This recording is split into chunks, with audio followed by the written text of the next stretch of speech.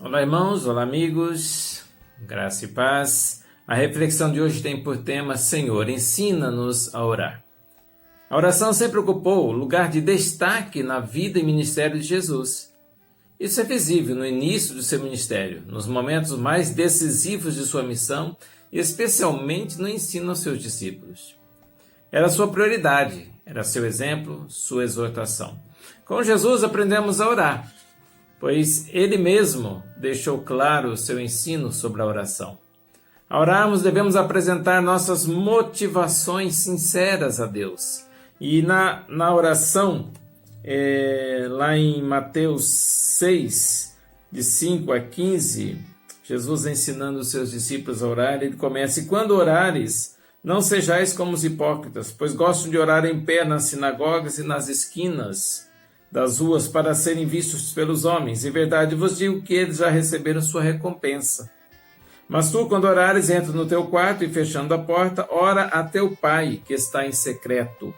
E teu Pai, que vê o que é secreto, te recompensará. Mais que um rito ou a atividade religiosa, que Jesus, que seus discípulos conhecessem o real valor da oração e o conhecessem pessoalmente. Por isso, suas primeiras observações são quanto às motivações daquele que ora.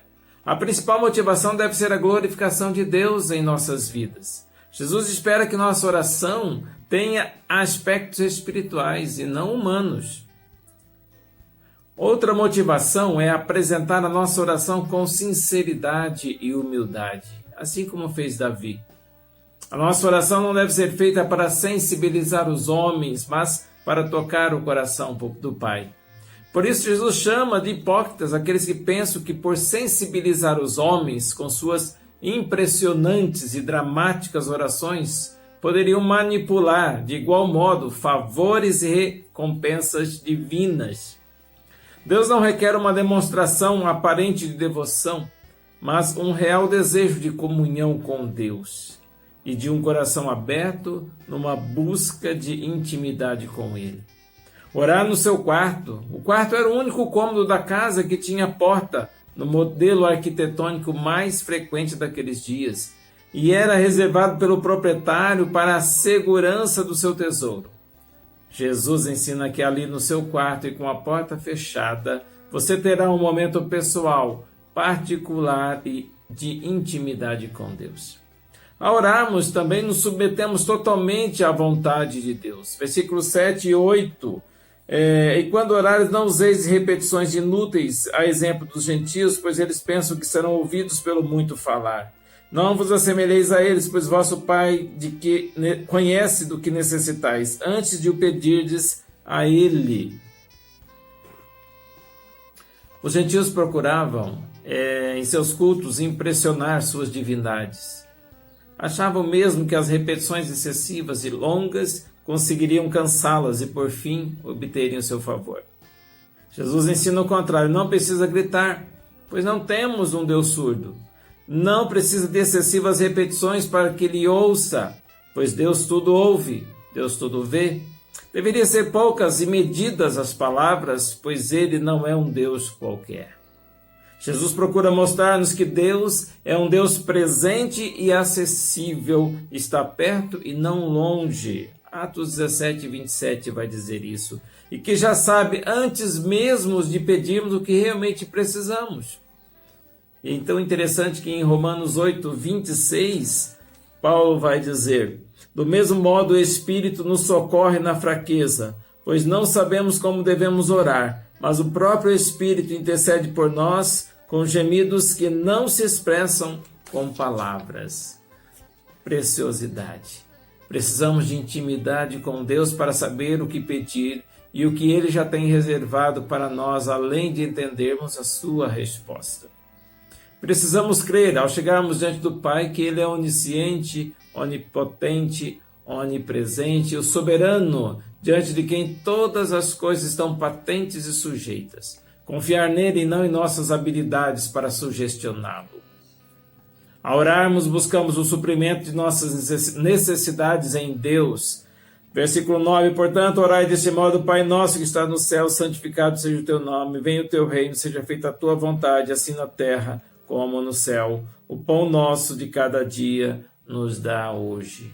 Interessante é o desejo dos discípulos em aprender a orar.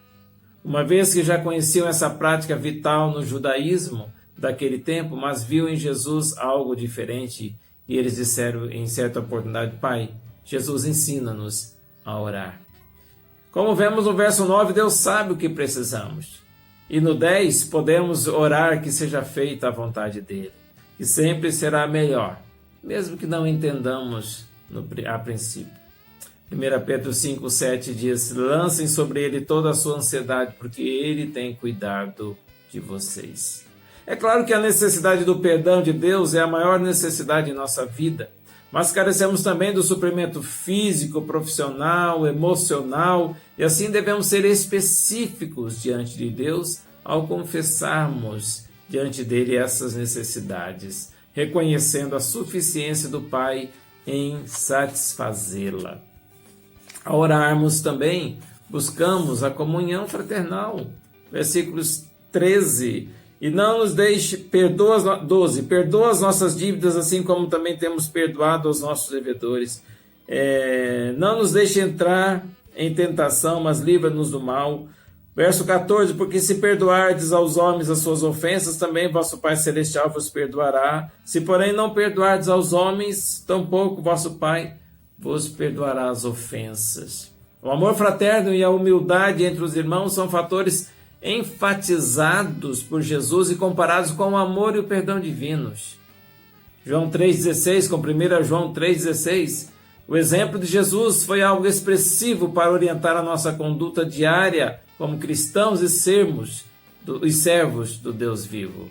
Assim como Jesus nos amou, em João 3,16, deu a vida por nós. Assim, em 1 João 3,16, nós devemos dar a vida pelos nossos irmãos.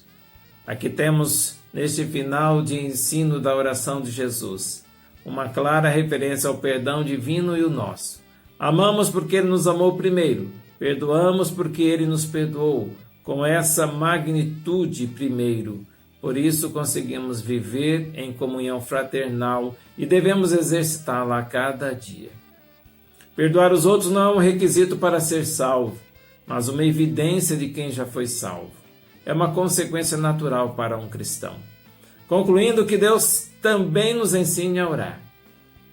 Que aprendamos com o Mestre, que tenhamos sempre motivações corretas para orarmos. Que submetamos nossa vontade à vontade do Pai, que tudo sabe e pode. Que busquemos o suprimento de todas as nossas necessidades diretamente da fonte que é Deus, evitando a ansiedade. Que a nossa comunhão com Deus reflita na nossa comunhão com os irmãos.